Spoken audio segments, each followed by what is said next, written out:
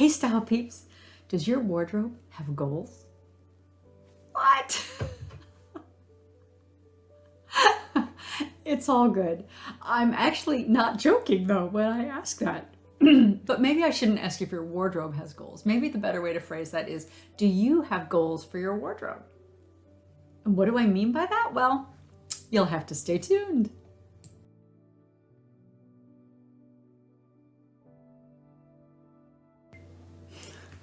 Thanks so much for sticking with me. I'm Liz Kleva from Closet Play Image, where we are all about bright ideas for your style and your wardrobe. And one of those bright ideas has to do with your wardrobe goals.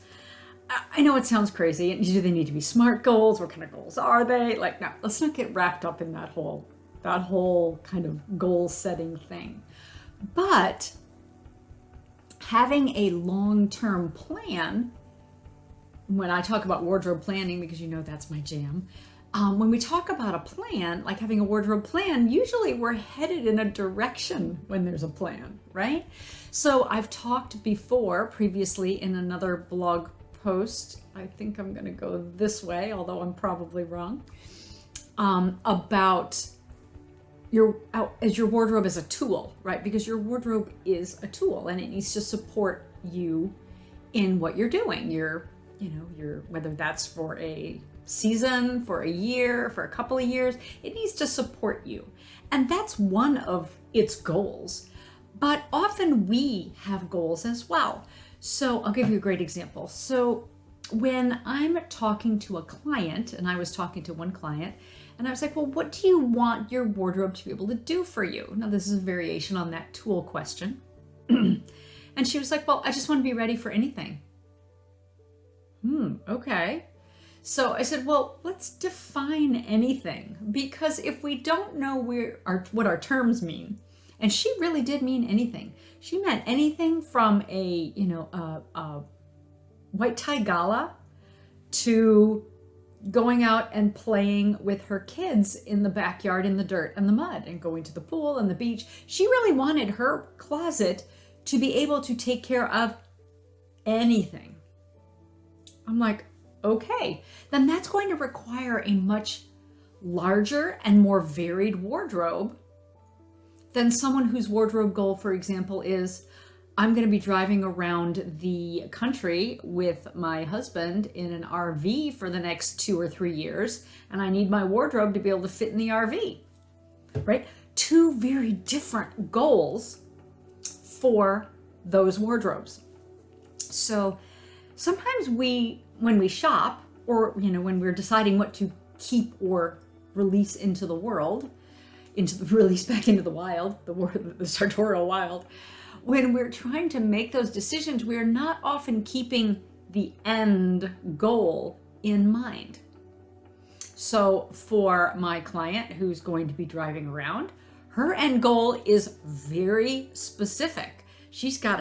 It's almost a SMART goal. She has a deadline. She has constraints around it. She has size limits. She has all kinds of things that, she's got a limited amount of space. So her goals are very different. And her goal is obviously going to be getting rid of and releasing back into the wild a lot of the clothes in her closet right now. For that other client who wants to be ready for anything, her goal is going to be an acquisition goal, right? I don't necessarily, that goal wouldn't work for me. My goals won't work for you. And so it's really important to give some thought to, where do I want my wardrobe to go? What is my goal, or what is my wardrobe's goal? How do we get there? Does it mean more? Does it mean less? Does it mean more things going together? Does it mean more easily able to get dressed because you're having some ability issues? Like, what does that mean for you? What are those goals, and how is that going to play out as you are adding to and releasing from your wardrobe? Keeping the end in mind can often help. I have I have some short-term goals, and I have a long-term goal for, I don't know when. I don't know when this next chapter in our life is going to begin. It could begin 5 years from now or 10 years from now. But for me, in that long-term goal, and that's a way off their goal, is I'd like my wardrobe to fit in 2 suitcases. Why 2? Just because I have 2 hands, 2 suitcases, right? Doesn't mean I need to be able to carry them. That might be 1 suitcase full of shoes and accessories. I have no idea. I really haven't gotten that far in the plan, right? But it is kind of a long-term goal. So as I'm acquiring or I'm releasing, I'm thinking, is this something I need to replace, or is this something that just doesn't matter anymore? Am I buying this for the long haul? Is this a long haul purchase, or is this just a temporary purchase? Is it something that I'm going to keep for 5 years plus? Is it something that is just for a season, right? So having that long-term goal in mind, and whether mine works for you or you think mine's absolutely crazy, you're welcome to that.